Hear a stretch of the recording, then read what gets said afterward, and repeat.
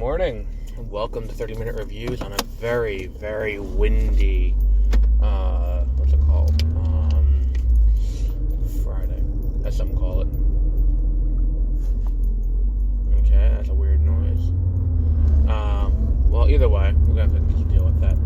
There is debris all over the place, and it's not great all around. But here we are anyway, because we have to go to work regardless. And we're here to talk about Peacemaker, the final episode, which means I'm going to need to find something to do to keep my weeks straight.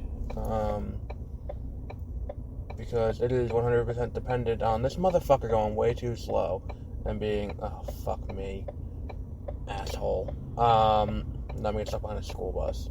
But this entire, my week is kind of set by, the show's coming out on Wednesday and Thursday. Like, okay, it is, like, that was my big thing this week, was that I forgot what day of the week it was, because Book of Boba Fett ended last week, and for lack of a better use of that show, it certainly wasn't for its narrative cohesiveness or anything like that. Like, Book of Boba Fett did keep track of, yes, it is in fact Wednesday, so there will be a new episode of the TV show. So, Peacemaker was more entertaining, at least. By a substantial margin, too. Like, it was fun to watch and all of that. So, this episode had a lot going on in it. And I think that we should just, rip the Band-Aid off and address the big cameos at the end. Number one, Amanda Waller comes back for the second time in this show. Once again, Viola Davis reprising. And I think that there is a wider implication for her cameo. The Justice League also shows up, and I think that that's probably it's a joke that I've seen done in other things, I feel like, but it will never cease to not make me laugh. The idea that we have this ragtag group of people who are we found a problem, we're going to do it to help, and then we're going to do this. And then they get to, they go and do everything because the heroes won't help them, and then after they're done doing what needs to be done, then the heroes all show up, and it's like, we're here to help, and it's like, well, okay, where were you when this all started? We needed your help before, and it would have been way more helpful back then, but you didn't help us then. So, everything like that kind of joke will always get me. And then on top of it, to not just do that, but to also have this idea that now the Justice League isn't just a loose association of people who are there to try and, who are there to, united for one mission. It has this feeling that, this is a team that is there to do that. And then on top of that, the exchange between Aquaman and the Flash is just great. There's this running joke that runs throughout the entire show that I really love, about how anytime someone brings up another hero to Peacemaker, he feels the need to point out some weird fetish they have. To be like, I'm cooler than them because I don't do this. It's in this episode, he talks about, Green Arrow, because someone points out, the Green Arrow, which I think it's cool that they acknowledge there is a Green Arrow in this world. Either that, or they're just referring to Arrow the TV show, and it's just, even funnier. But he goes, no, I'm cooler than that guy. He goes to Brony conventions, dressed in the back half of Twilight Sparkle with a 4-inch hole cut in his asshole, and I'm it is so funny every time they do that, where it's Superman likes to eat shit, and then it's Wonder Woman was sitting there eye-fucking him across the room, and of course the old standby that we've been hearing for centuries, or at least as long as Aquaman's been around, Aquaman likes to fuck fish. It's an old joke, but it's so refreshing that DC is doing that. And what the show kind of feels like is a live-action version of the Harley Quinn show, in terms of, cadence and the comedy mixed with the action. And it works very well in both cases. So it is very, wow, you waited until the last possible second, motherfucker. So I think it's an interesting kind of way to look at it, where it works so well consistently to mix comedy with action, if it's done well with good comedy. And I think that, like, bringing in the Justice League for that, is such a great use of the team that I think that it makes a lot of sense. Like, broadly. What else was there that I wanted to address?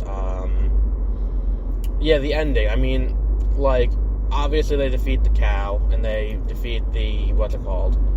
They defeat the,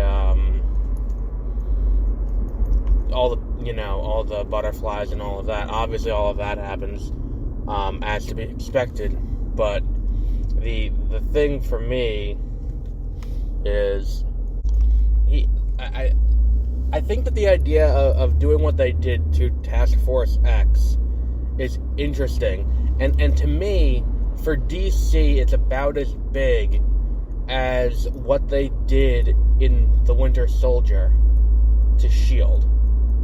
Because up until this point, the biggest extra-governmental agency in DC films has been Argus.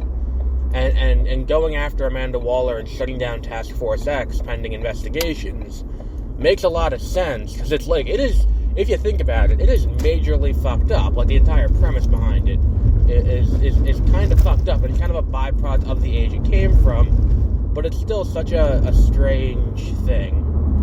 And on top of that, it's like, the idea that now we're becoming more, like, humane in how we treat prisoners, it would make sense that they're like, well, we're gonna look into this a little bit and be like, hey, that's a little weird, to put them in harm's way, and if they do it, and if they go out and be basically heroes and say and commit, I mean, in some cases, but like, if they go out and do black ops missions for the government, we'll take time off their sentences. Like, okay, that, that's something that, it makes for a good comic book. But in live action, you look at these people, it's kind of like, oh, that's weird. Like, it's a strange thing to try and reconcile. So it makes sense that, like, in this world now, it'd be like, look, we have to, investigate this. Like, because this is not how we treat people. Even if they are people who attempt to kill Superman with a kryptonite bullet, or if they are, the world's greatest marksman, an assassin, or, a woman who has a sword that can capture the souls of its victims, and, all of these things. I mean, maybe Slipknot. Apparently Slipknot was a pedophile, but he didn't really get a story. But, whatever. There's definitely something there to look at, and that's an interesting thing they can do going forward. I think that it is interesting that they didn't kill Harcourt. I think it would have been cool if they did Peacemaker kills the Justice League. That would have been my idea for season 2. But I don't think they're going to go that route. He's going to be dealing with, I like the idea that he's going to have to deal with the ghost of his father. I really am. I'm a big proponent of those storylines where we have a character who we, the audience, know is dead, but they keep showing up to, haunt the person who left them behind or killed them or whatever we want to call it in this week. I think that's a really fun tool to play with, and it allows you to really explore the trauma of characters. So looking forward to that in season 2. I really like that, because that's the thing is, like, we get kind of the black and white morality of, oh, he's evil, he's a racist. Like, that's pretty straightforward in, that's pretty straightforward in this show. Like, they don't need to go too much deeper than that. But to be like, I can't stand when police do that, but like to do that in the context of the show, and then to be like, oh, he's also a dad, and his time as Christopher's father, and what he did as Christopher's father to turn Christopher into who he is now, is kind of important. So this will give us kind of a vehicle to explore backstory in an interesting way that could be fun to watch. What else is there?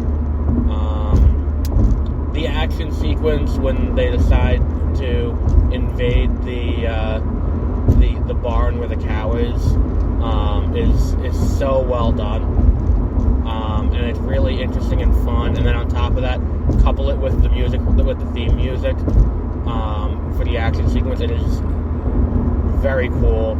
I'm a big fan. Like, it's one of those things that goes back to watching cartoons as a kid, where it's like, if they start playing the theme music over an action sequence, you got me. You have me at, like, this is great, and it's like, it just adds so much more to it, to the action sequence. It's like, it goes back to being a kid who watched Power Rangers. So yeah, it's cool when that happens. It makes for an interesting action sequence. What else was there? Vigilante had a few good moments too. I think the cold open was was probably my least favorite cold open of the show. Probably the best was the one where he's in the classroom doing career day. That's probably the best cold open out of all of them. But this one was definitely the weakest, with them just making fart noises at Adebayo. Which I guess I have a right to, because Adebayo did do some wrong things, and I think she has the strongest character arc of anyone in the show. It is, like, it's called Peacemaker, and what John Cena does as Christopher Smith is the focal point of the show, but I think the character who has the most complete character arc out of all of them is probably Adebayo, the one who changes the most, and kind of, the show fulcrums around. I think it's really interesting that was the decision they went with. I know people are going to complain about the finale for getting too preachy, because it's like they definitely take some pot shots at because the entire premise of why the butterflies are doing what they're doing is climate change. Because it's like, look, we destroyed our planet, and then we took refuge on your planet because while we couldn't eat your food, the environment was still hospitable to our people, and we were still able to do that, and we saw that you guys are making the same mistakes we were, so we were convinced to not let that happen.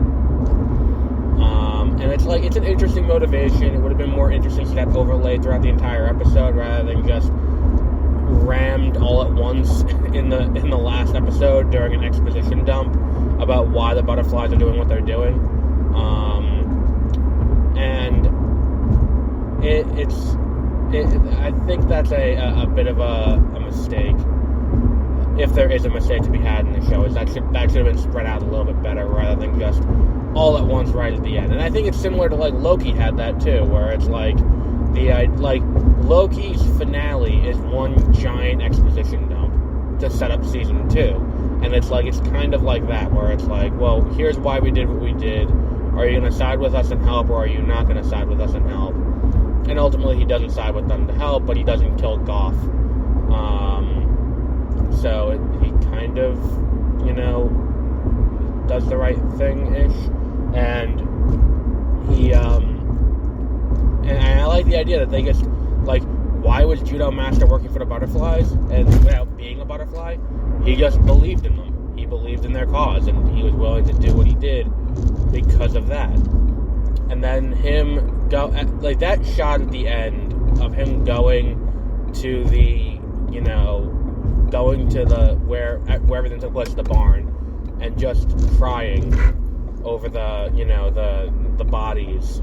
It's so great, because I don't know if he's crying over the fact that, like, oh my god, what I did caused all of this, because, like, Judo Master doesn't come off as, like, a bad guy.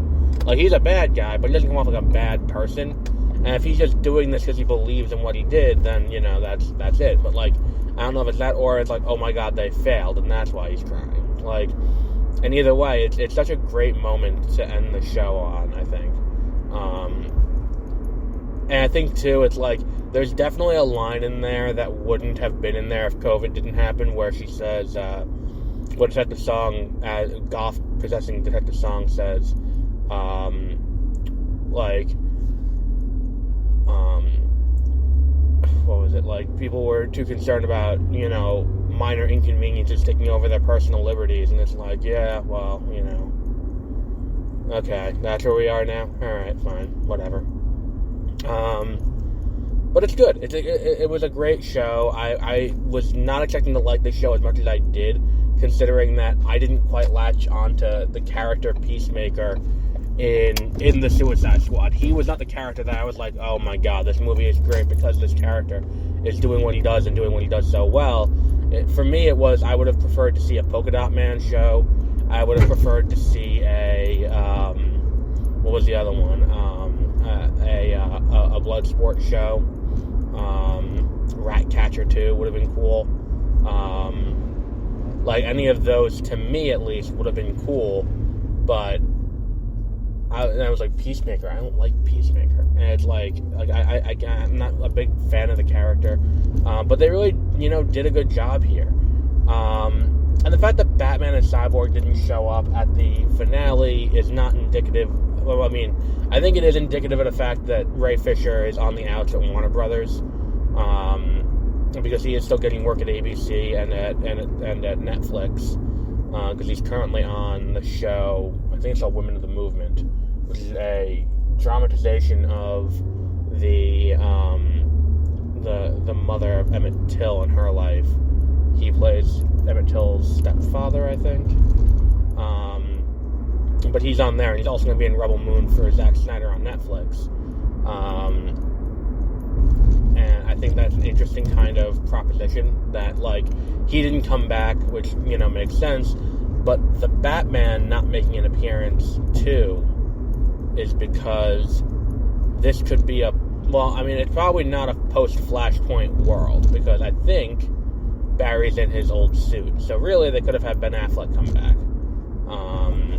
But I like the idea of just, putting the... See, I think it was more about them not using Batman, was more about, let's not rile the base any more than we need to. Because that's the thing. If they put Affleck's Batman in the movie, and Affleck's in the show, in that scene with the Justice League, it was Affleck's Batsuit and his body type in that scene, then it would be very apparent that it's like, oh, you're just doing this here for this. And it's like, oh, is Affleck coming back? Is this going to happen? So it's like, rather than do that, it's like, we're not going to have him at all. And then the idea that, if it's Keaton, people are going to be upset, because it's like, well, then it's not the Justice League as I know it. I haven't seen the movie to establish this. Plus, Flashpoint hasn't happened yet to reestablish all of that. And I think we're still approaching Flashpoint, because Flashpoint is, I will maintain, C.W. Barry's fault. And you've heard me talk about this before, and I still believe that is the case. Very worth your time to watch Peacemaker. It is a great show. Probably my favorite comedy. That's not a network sitcom. Oh no, even of network sitcoms, I would say it's funnier than Ghosts. I do love Ghosts. But it's like, it is very good and very interesting and very fun to watch. So definitely check it out. You can check it out on HBO Max. So I think I'm going to marathon. I'm going to look at how long it is. I'm either going to watch Downfall tonight, or I'm going to watch Downfall, not the movie about Hitler, Downfall, the documentary about Boeing, and the MAX 737 crashes. If not that, I will be watching, the Cuphead show, depending on how long it is, because I'm not 100%, because I did love Cuphead. So we'll see. So until then, have a great rest of your week.